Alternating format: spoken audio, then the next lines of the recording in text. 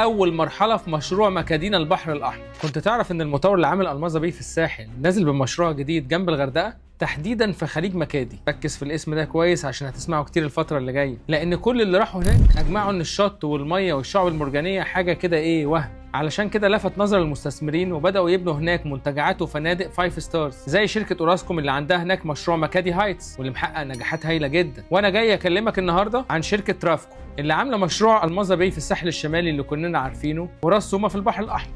والمملوك الرجل الاعمال حامد الشيتي، واحد من اكبر رجال الاعمال في الشرق الاوسط في مجال السياحه. ومجموعه ترافكو مش مطور عقاري بس، خلي بالك ده عندهم استثمارات ضخمه في مجال السياحه والطيران والنقل، وبتمتلك المجموعة أكتر من 50 فندق وأسطول كبير للنقل السياحي. والنهاردة بيطرحوا أول مرحلة في مشروع مكادينا البحر الأحمر. المشروع ده مساحته 515 فدان، وهيكون فيه لاجونة على مساحة 25,000 متر، كمان ملعب جولف. أسعار الوحدات هتبدأ من أول 7 مليون و400 ب 10% مقدم وأقساط لحد 8 سنين، واستلام كمان 4 سنين. وأنا المستشار بقى جاي أقول لك الحق اشتري فيه بسعر الطرح الأول، لأن ده بيكون أقل سعر، وبتبدأ الأسعار بعد كده ترفع في كل مرحلة جديدة. وحدات المشروع ده بالذات محدودة جدا، مش هيكون في وفرة في العرض بعد كده زي ما أنت متخيل. ولو عايز تعرف تفاصيل أكتر وإزاي تحجز في المشروع ده، ابعت لي كومنت وهرد عليك.